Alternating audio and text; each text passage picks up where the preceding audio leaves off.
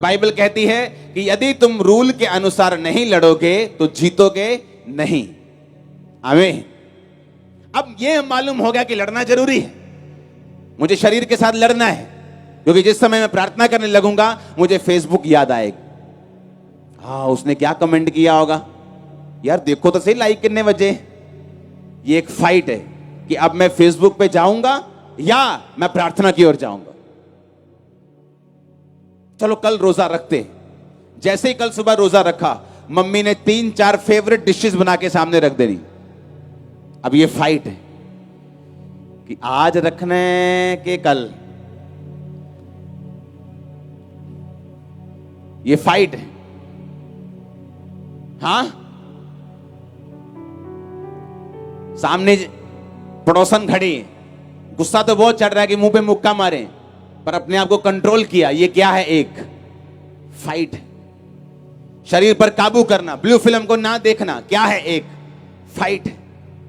निराशा में भी परमेश्वर के साथ खड़े रहना, कहीं भूल भुले के पार्टी में चले भी गए तो दारू को हाथ ना लगाना, क्या है? एक फाइट है। तुम अपनी फाइट करो, परमेश्वर तुम्हारे साथ खड़ा होगा। आमीन। ये फाइट है। पहला रूल फाइट का, तुम इमोशनल होकर फाइट नहीं लड़ सकते, तुम्हें रूल्स के साथ लड़ना होगा।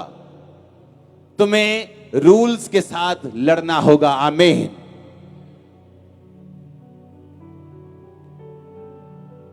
दूसरा शमूएल 6 उसकी 1 से 13 आयत। मैं 2 पढ़ चुका हूं, 3 पढ़ूंगा। फिर उन्होंने परमेश्वर का संदूक एक नई गाड़ी पर चढ़ाकर टीले पर रहने वाले अबीनादाब के घर से निकाला, और अबीनादाब के उज्जा और अहो नामक 2 पुत्र उस नई गाड़ी को हाँकने लगे। उन्होंने उसको परमेश्वर के संदूक समेत टीले पर रहने वाले अबीनादाब के घर से बाहर निकाला, और अहिया संदूक के आगे आगे चला। सब बोलो आमीन। दाऊद और इज़राइल का समस्त घराना यहोवा के आगे सनोवर की लकड़ी के बने हुए सब प्रकार के बाजे, वीणा, सरंगियां, डफ, डमरू और झांझ बजाते रहे। जब वो नाकाने के खलिहान तक आए, तब उज्जा ने अपना हाथ परमेश्वर के संदूक की ओर बढ़ाकर उसे थामा, क्योंकि बैलों ने ठोकर खाई। ऐसे बैल लेके जा रहे थे आराम से, बैलों ने ठोकर खाई, कोई पत्थर वत्थर लग गया, गाड़ी हिल गई और परमेश्वर का संदूक गिरने लगा। तो जो 2 बेटे अबीनादाब के संभाले हुए थे, एक ने ऐसे हाथ किया और परमेश्वर का वाचा का संदूक गिरने से बचाया और उसको वापस ऊपर रखा। लेकिन उसका अंजाम क्या हुआ देखो। तब यहोवा का कोप उज्जा पर भड़का, और परमेश्वर ने उसके दोष के कारण उसको ऐसा मारा कि वो परमेश्वर के संदूक के पास मर गया। अब आप बोलोगे उसने तो परमेश्वर की मदद की है, कि परमेश्वर का संदूक धरती पर ना गिर जाए, उसने अपना हाथ बढ़ाकर उसे क्या किया? थाम लिया। लेकिन परमेश्वर ने उसको मारा और लिखा वो वहीं मर गया। दाऊद देखकर डर गया, कहता है इसने तो अच्छा काम किया, पर मर कैसे गया? बाइबल कहती है दाऊद ने वो वाचा का संदूक वहीं छोड़ दिया, अपने घर नहीं वहां नहीं लेके गया। और जानते उसने कहां छोड़ा उसको? इसलिए दाऊद ने यहोवा के संदूक को 10 आयत में अपने यहां दाऊदपुर में पहुंचाना ना चाहा, परंतु गतवासी ओबेदेदोम के यहां पहुंचाया। दाऊद डर गया, इतना डर गया, कहता मैं वाचा का संदूक नहीं लेके जाऊंगा, इसे यहीं कहीं छोड़ दो। तो उसने कहा, उसने ओबेदेदोम के घर में उसे पहुंचा दिया। यहोवा का संदूक उसके घर में 3 महीने रहा, और बाइबल कहती है यहोवा ने ओबेदेदोम और उसके समस्त घराने को आशीष दे दी। जब उनको आशीष मिल गई तो दाऊद को पता चला कि भाई जहां तो संदूक रख के आया है उनको तो आशीष मिल रही, वो जिस खेत पर हाथ लगा रहे हैं 10 गुना फसल आ रही, उनकी भेड़ बकरियां 10 गुना ज्यादा बढ़ रही, उनके पास कोई बीमारी नहीं जा रही, उनके घर में बरकत आनी शुरू हो गई, अच्छे अच्छे प्रॉपर्टी के सौदे हो गए, उनके लोग सस्ते दाम में उनको बेच के चले गए। अरे उनको बहुत आशीष मिली। दाऊद कहता है आशीष मिली, चलो लेके आता हूं वापिस संदूक। फिर दाऊद ने गलती ढूंढी कि गलती कहां हुई। फिर दाऊद को बताया गया कि गलती यह थी कि ये रूल है कि जब परमेश्वर के वचन का जो संदूक है उसे निकालोगे तो कोई भी गाड़ी पर रखकर उसे नहीं लाओगे, याजक उठाकर उसको लेके आएंगे और कोई बंदा उसे टच नहीं करेगा। पर दाऊद क्या हुआ, इमोशनल हो गया कि नहीं, परमेश्वर का संदूक है, फ्रेश गाड़ी लेके जाएंगे।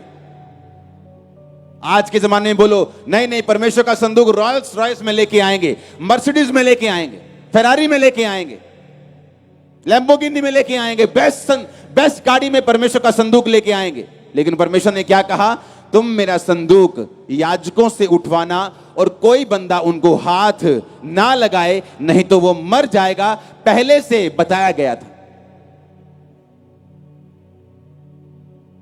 इसलिए इमोशनल लोग जो हैं कई बार परमेश्वर की सेवा नहीं कर पाते। यीशु मसीह जब 12 साल के थे तो जब पर्व हुआ तो यरूशलेम में सब गए, उनके माता पिता सब रिश्तेदार गए, और जब पर्व वापस हुआ सब वापस निकल गए। बड़े बड़े परिवार 100-100, 200-200, 300-300 लोगों के होते थे। माता पिता ने सोचा यीशु मसीह बीच में ही है। जब आगे निकल गए तो ढूंढा, यीशु कहाँ है, यीशु कहाँ है, मालूम चला तो है ही नहीं। वापस गए यरूशलेम, 3 दिन ढूंढते रहे यीशु मसीह को। 3 दिन के बाद यीशु मसीह जब परमेश्वर के भवन में मिले तो वो शास्त्रियों के साथ, बड़े बड़े विद्वानों के साथ वो क्वेश्चन आंसर कर रहे थे।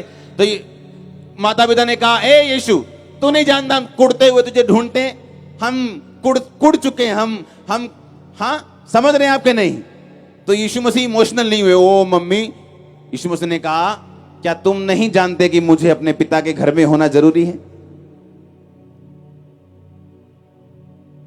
यीशु मसीह वचन सुना रहे हैं, वचन सुनाते सुनाते भागते भागते लोग आए, यीशु मसीह तेरे मम्मी आए बाहर, तेरे भाई आए बाहर।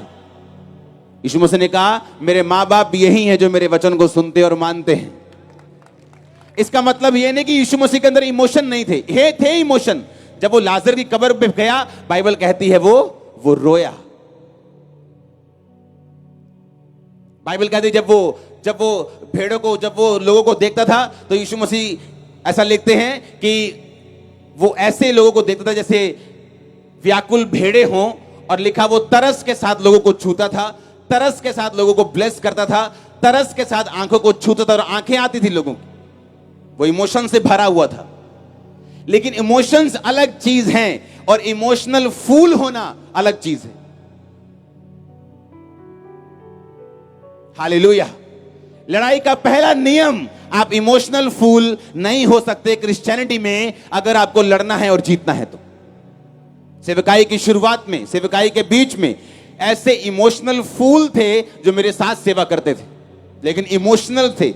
इमोशंस परमेश्वर वाले नहीं, संसारिक इमोशनल। और परमेश्वर ने उनको जब तक नहीं निकाला, मेरी लाइफ में चैन नहीं आया।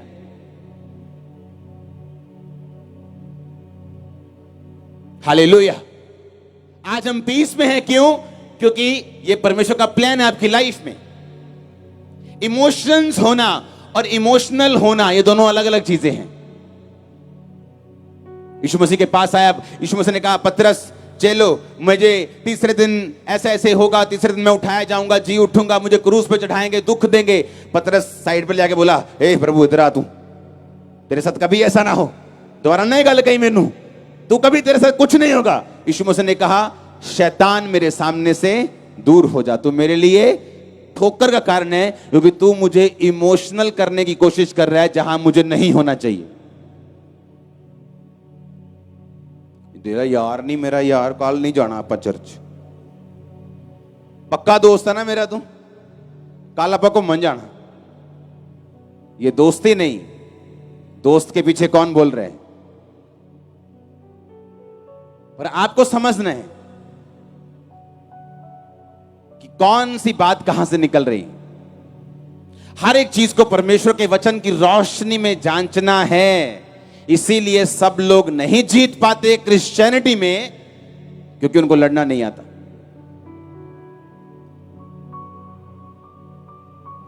बाइबल कहती है, अब दाऊद जब संदूक को लेके आया तो बलियां करता हुआ, याजक को उनके कंधे पे चढ़ाता हुआ, और rightly, accurately, according to the word of God वो उन्हें लेके आया, और कुछ भी नहीं हुआ, बल्कि